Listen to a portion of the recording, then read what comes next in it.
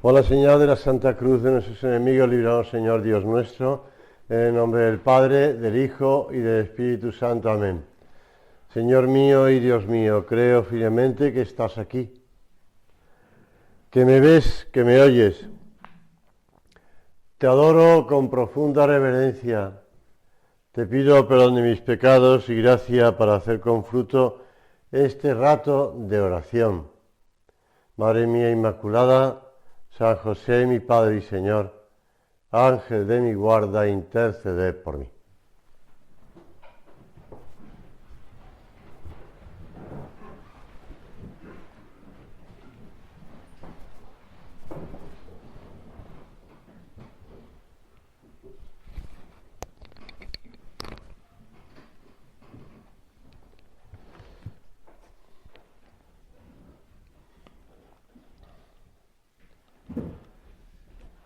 Recientemente leíamos en el Evangelio de la Misa unas palabras de San Marcos.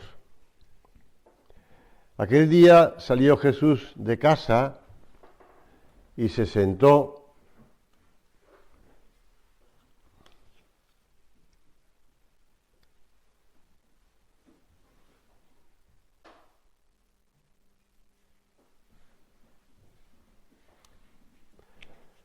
Aquel día salió Jesús de casa y se sentó a la orilla del mar.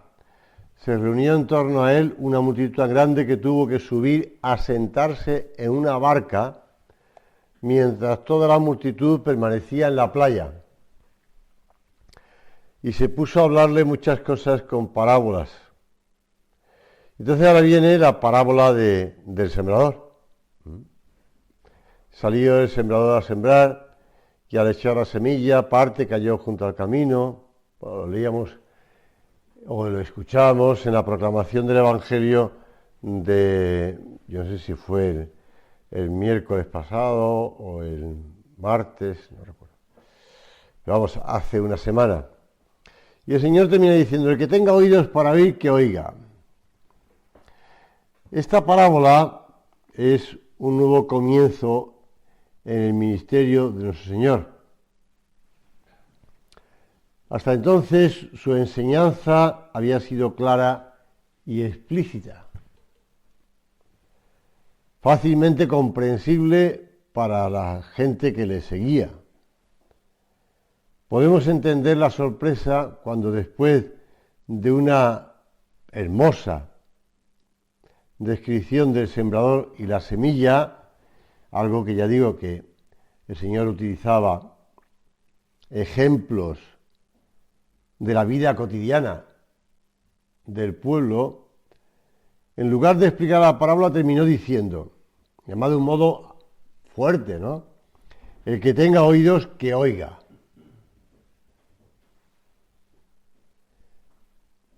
Después ya los discípulos, a los apóstoles, mejor dicho, cuando le preguntaron en privado, les respondió, y les explicó la parábola, porque ellos tampoco la habían entendido mucho. Y tú dices, bueno, es que también las parábolas a veces era un modo muy habitual.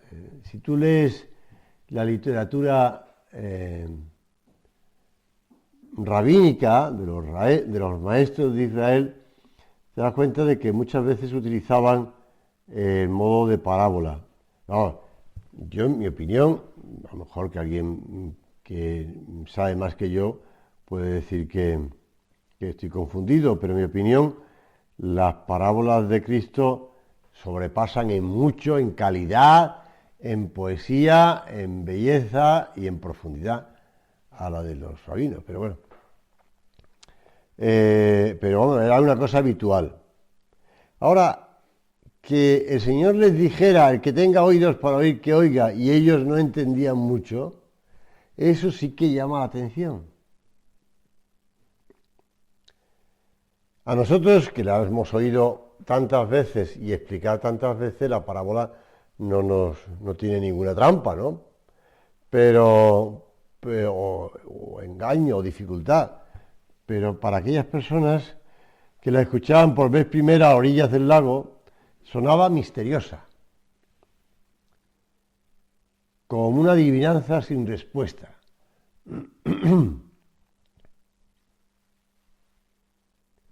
Al enseñar en parábolas y dar la clave de su significado a los apóstoles, Jesús les dio la autoridad para enseñar en su nombre. Es decir, estaba como a ellos revelando. Recuerdo el año pasado que un chico de 12 años que tenía un canal de YouTube y se enteró que yo tenía un canal de YouTube y me dijo, pues oye, dígame cuál es, porque tal, y me voy a suscribir. No te suscribas porque las meditaciones que tengo allí, pues tampoco para ti. Pues sígueme entonces usted a mí. Y bueno, ¿y tú qué haces en el canal de YouTube? Cosa que no hice, claro. No quiero entremezclar nada. Pues yo enseño a el cubo de Rubik. ¿Sabéis lo que es, no? Bueno, pues enseño a hacer cubos de Rubik, y a poner en todas las caras un color, un uniforme en cada cara, o bien si son de forma curva, o bien si son de 4, o son de 6, hay de todo. Este día vi uno que era de 20 trocitos en cada cara, una cosa de estas. Pues no sé si eran 20, pero eran muchos. Entonces el chaval pues tenía un canal de YouTube donde subía vídeos donde hacía el canal de Rubik, el cubo de Rubik. Me hizo mucha gracia. Bueno, él estaba enseñando a entender el cubo de Rubik y cómo hacerlo. Cosa que no sé hacerlo. Debo reconocerlo que le he dedicado muy poquito tiempo, también es verdad, pero bueno. Pero el Señor lo que hace a los apóstoles es darle la clave de interpretación de la parábola. Y en ese modo están manifestándole la autoridad que tienen ellos después para predicar. Por eso así es el comienzo de la autoridad docente en la Iglesia. ¿Por qué les hablas en parábolas?, les preguntaron los apóstoles. Porque a vosotros se les ha concedido conocer los misterios del reino de los cielos, pero a ellos no se les ha concedido. Volvemos otra vez a... ¿Por qué pones estas dificultades, Señor? Por eso les hablo en parábolas, porque viendo no ven y oyendo no oyen ni entienden. ¿Cuántas veces hemos escuchado estas palabras de Jesús en el Evangelio de San Mateo, de San Marcos, de San Lucas, porque son los sinópticos, y hemos dicho, bueno, ¿y esto por qué? Realmente es sorprendente, ¿no? Realmente es sorprendente. Pues también tiene su explicación. Yo debo reconocer que al principio también me costaba entenderlo. ¿Por qué el Señor hace esto? Vamos a ver si podemos profundizar y aplicarlo a nuestras vidas, ¿no? Aquella multitud no podía comprender las verdades espirituales sobre el reino de los cielos porque ellos, sus oídos, sus ojos, sus mentes, estaban apegadas a las cosas de la tierra y se negaban a entender las cosas sobrenaturales. Esas personas no mostraron disposición de ir hacia Cristo y de tratar de comprender lo que Él les había enseñado. Y después de escuchar la parábola seguían igual, Después de escuchar las parábolas seguían igual. Aquellos hombres tenían el corazón duro. El apego a los pecados son obstáculos grandes que impiden discernir las verdades eternas. Te puedes encontrar con muchas personas que han oído a Jesús, que han leído a lo mejor el Evangelio. El otro día un político comentaba algo sobre el Evangelio y decía, yo no puedo creer en esto. Como esta gente, tenían el corazón duro, Los discípulos de Jesús sí estaban dispuestos a oír. Por eso el Señor se lo explica. Por eso se acercan a Él en privado y Él se lo explica. Y es que tú, Señor, si ves un corazón hambriento, tú quitas el velo que abre nuestro entendimiento y nos dejas ver y escuchar y comprender las verdades eternas del reino de los cielos. Tú, Señor, nos abres la mente para que podamos entenderlo. No basta con oírlo. Ahí tiene que haber esa apertura, y esa va a hacer el Señor en nosotros, pero viendo nuestra disposición, claro está, viendo nuestra disposición. Te digo esto porque el Señor tantas veces en su predicación habla de las verdades eternas y habla de la muerte. Por ejemplo, cuando el Señor le dice, vamos a Jerusalén porque vamos a Betania, porque nuestro amigo Lázaro está dormido y hay que despertarle. Y los discípulos, los apóstoles dicen, ya se despertará si está dormido, ¿no? Pero el Señor le tiene que explicarle que estaba hablando de la muerte física. Cuando Él habla de la muerte eterna, es cuando utiliza la expresión muerte. Entonces, el Señor habla con frecuencia de las verdades eternas y muchas veces no le entienden. No le entienden y tienen que explicárselo y abrirle las mentes a los que están dispuestos, a los que están. ¿No? Si pasa en el momento de la muerte de la cruz de Jesús, cuando aquellos que estaban allí, aquellos príncipes de los judíos, se burlan del Señor. A ver, pero tú no eras el que decías que ibas a reconstruir el templo en 3 días, pues venga, baja de la cruz y creeremos en ti. No entienden. Cuando resucitó Lázaro es en cuando toman la decisión de acabar con Cristo y con Lázaro, con los dos. Porque Lázaro era un obstáculo también, un tipo que estaba muerto. Llevaba 4 días muerto y aparece allí andando como que más. Pues la muerte, decía don Javier, el anterior operador del Opus Dei, con la muerte concluye el tiempo de realizar buenas obras y de merecer ante Dios.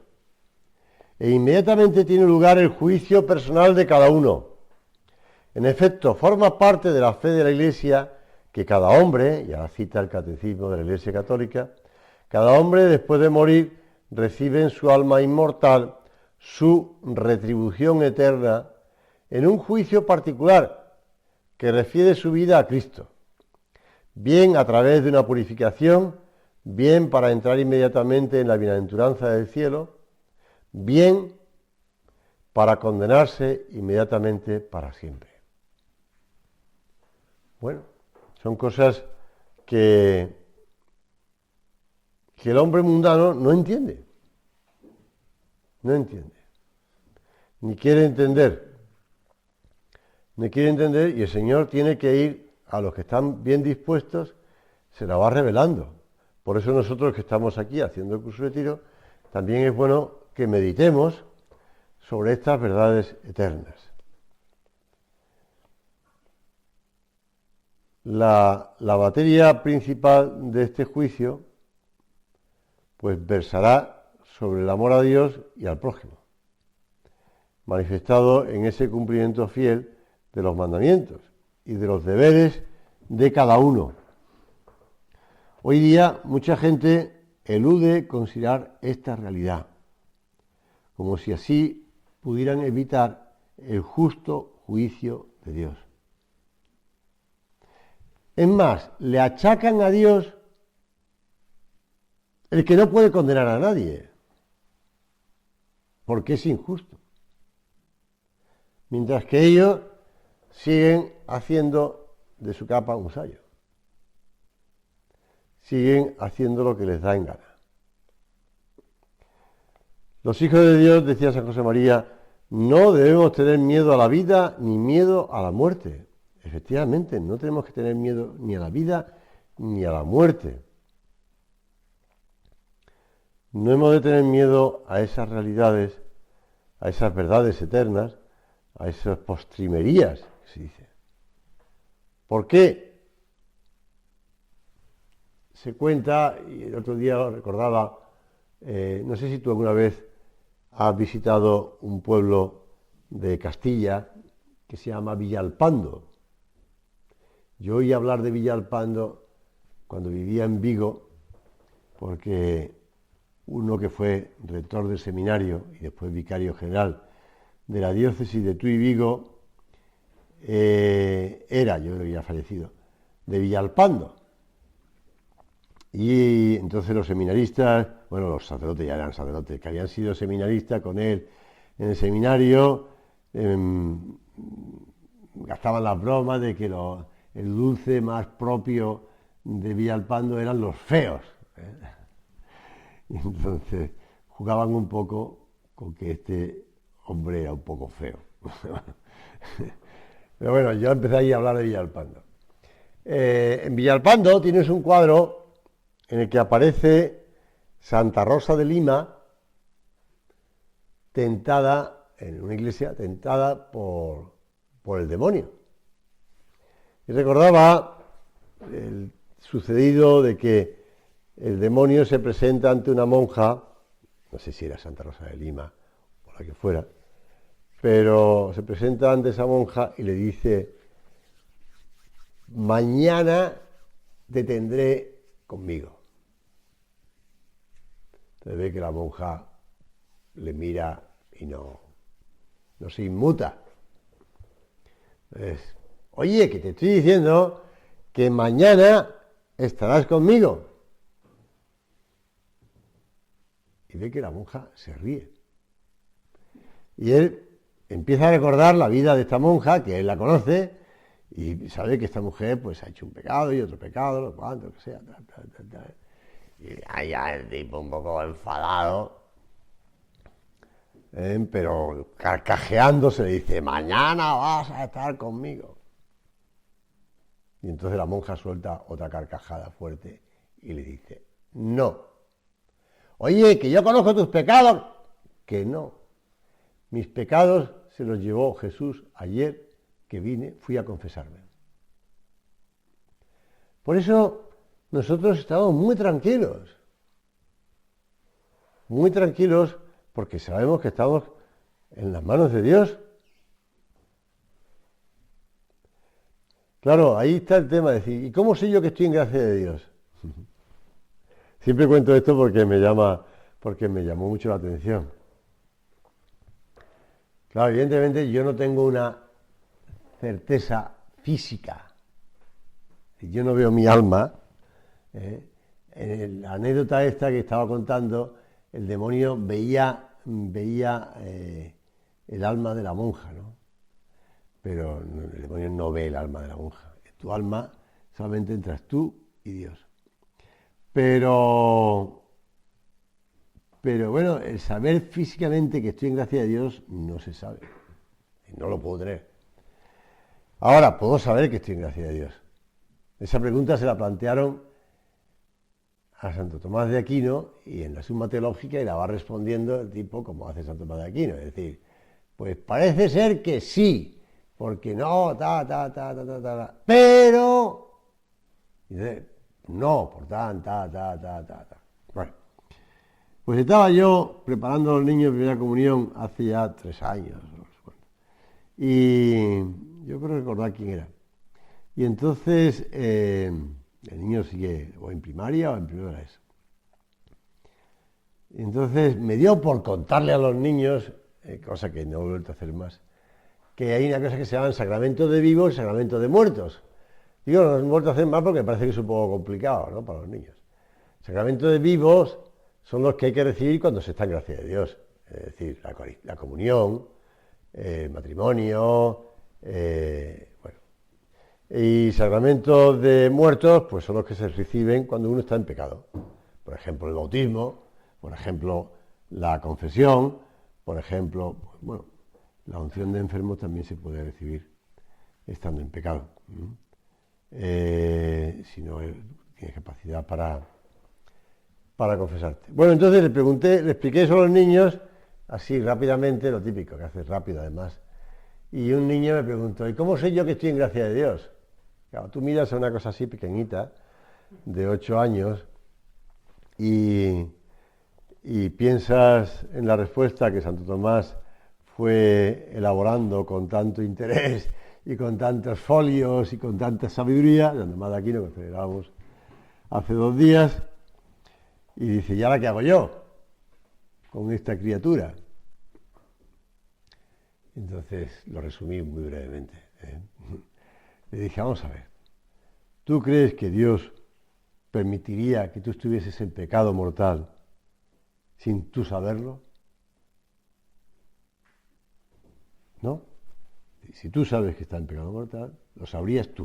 Con lo cual, quédate tranquilo, tú haces examen de conciencia, mira a ver si estás en pecado mortal, y si no, quédate tranquilo. Porque Dios no te va a permitir que te engañes. El chaval se quedó muy tranquilo. No sé si Santo Tomás de Aquino suscribiría mi resumen de sus 3 folios, pero sí. Con lo cual nos quedamos muy tranquilos, estamos en las manos de Dios. Eso sí, con frecuencia juzgamos las situaciones transitorias como si fuesen eternas y nuestro destino futuro como algo lejano. El ser humano es un híbrido que aúna lo material y lo espiritual, lo temporal y lo eterno. Nuestra fe en la resurrección ilumina esta condición transitoria que en ocasiones nos resulta insatisfactoria. Sabemos que hay algo más que no podemos explicar, pero lo vemos muy lejano. Por eso, Señor, yo me fío de tu palabra. Señor, yo sé que nos preparas la casa del Padre una morada adecuada. Tú sabes que necesitamos para colmar lo que de verdad ardía en nuestro corazón. Por eso también ahora encomendamos pues a los familiares difuntos y a los amigos difuntos y a las personas que han fallecido. Porque no todos han muerto con un adecuado nivel de santidad. Muchos necesitan de nuestras oraciones, porque permanecen en ese estado de purificación temporal que es el purgatorio. Nos recuerda, Señor, que somos miembros de un cuerpo, de que no solo forman parte los que ya están en el cielo, la iglesia triunfante, o nosotros, los que estamos todavía en la tierra, los que seguimos en medio del combate. Hay un buen grupo de cristianos que ya no pueden merecer por sí mismos y que experimentan esa purificación que los acerca a ti. Por eso también nosotros rezamos por ellos, Señor. Pedimos por ellos. Pedimos por ellos. La verdad del purgatorio arroja mucha luz para entender el sentido de nuestra vida. Dios desea tener consigo a sus hijos. En una meditación anterior hablaba de los suicidios, ¿verdad? Alguna vez te puedes encontrar con alguna persona que se ha suicidado algún familiar. De hecho, pues antes de Navidad, al terminar la misa de un curso del colegio, pues un niño vino a la sacristía y con toda sencillez me dijo: don José María, ¿le puedo preguntar una cosa? Yo ya vi que la cosa era seria y a los 2 monaguillos que estaban le eché fuera de la sacristía. Ido ya a clase, ya termino yo de recoger. Y el niño me dijo: ¿usted sabe que un familiar mío, me dijo la familiar, se suicidó hace unas semanas, ¿no? Dije: sí, ya me lo contaste, ya rezamos y tal. Pero es un pecado muy grave. Entonces le dije: vamos, mira, porque yo estaba viendo que la criatura estaba sufriendo, ¿no? Porque quería a ese familiar, pero además ese familiar se había suicidado, le constaba. Y dije: mira, En cierta ocasión, un sacerdote santo, de hecho es llamado el santo cura de Ars, Juan María Vianney, un sacerdote francés, con fama de santo, pero que además iba mucha gente a confesarse con él, pues San Juan María Vianney estaba en la iglesia, y entre la iglesia había mucha gente y tal, pues se cruzó con una señora y le dijo, su marido, quédese tranquila, que su marido se ha salvado.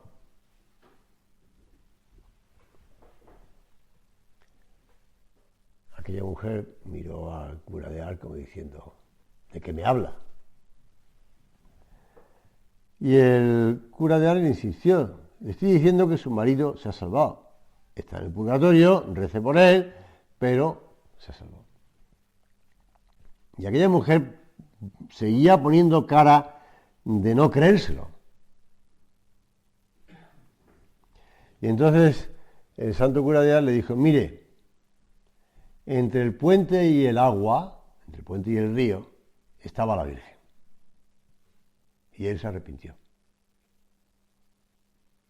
Porque cuando usted, ya sé que él no practicaba, pero cuando usted a esa imagencita de la Virgen que tiene en casa, le ponía una velita, y le encendía una velita y rezaba, él, sin que usted lo viera, también rezaba. Así que entre el puente y el río estaba la Virgen. Quédese tranquila, pero rece por él. ¿Has entendido?, le dije al chaval. Me dijo, sí. Dijo, mira, esta persona de tu familia, estoy segurísimo que entre el momento en el que se suicidó y se murió, en ese momento Dios tocaría su alma por tus oraciones de ahora, porque Dios tiene todas las oraciones presentes, y por la misa que acabamos de celebrar ahora, que hemos pedido por ella, y le removería, y aquella mujer, era una mujer, estoy seguro que se arrepintió, reza por ella, pero tranquilo. ¿Vale? Y el chaval se fue, vale, se fue tranquilo. Bueno, porque es la verdad, pero claro, no se quita de en medio el tema del purgatorio, ¿no? Que hay que purificarse, que todos tenemos que purificarse. El Papa Benedicto XVI le preguntaron una vez, y él hablaba también de que él aspiraba a ir al purgatorio. Decía el Papa Benedicto, a un grupo de sacerdotes en Roma, cosa que me sorprendió. Pero bueno, aspiraba. Yo creo que el Señor le tiene tanto tiempo en la tierra para que se fuera purificando aquí y ya va a ir directamente al cielo. Pero bueno, esa ya es la opinión mía. Bueno, vamos a pedirle, ya estamos acabando, a pedirle al Señor que también nos ayude a considerar el cielo. El cielo. El cielo, que además hay distintos cielos, porque todo depende de la capacidad de amar. Si tú en esta vida vas agrandando tu corazón, entregándote a los demás, queriendo más a los demás, dándote a los demás, cuando llegues al cielo tu corazón tendrá una gran capacidad de amar. Por tanto, tendrás más. Y te preguntas, ¿cuánta es mi capacidad? ¿Cómo puedo ampliarla? Pues mira, la respuesta es Cristo, La respuesta es Cristo. Él nos enseña a amar y a darnos de verdad y a la capacidad de amar. Como decía la Madre Teresa de Calcuta, hablaba de amar hasta que duela. Pues sí, amar de verdad, de ese modo. Amar queriendo. Nuestra vida consiste en prepararnos para poder resistir la intensidad del amor de Dios. Todo lo que nos pasa en medio de preparación para eso. Ojalá podamos aprender a movernos dentro de ese juego divino y humano que te decía al principio. Imagina que Dios, al juzgarnos, nos dijese: qué bien has escrito tu vida, entra en mi gozo, has completado el camino, descansa ya, ¿no hace falta más? Bueno, pues acudimos a la Virgen María Ella supo afrontar la prueba de la muerte de Jesús. Y a ella nos podemos encomendar todos los días para que nos ayude a vivir con esa conciencia de ser peregrinos que aspiran a conquistar su verdadera patria y a ver la muerte como esa realidad que Cristo ha transformado en liberación de lo caduco y puerta a lo que perdura para siempre.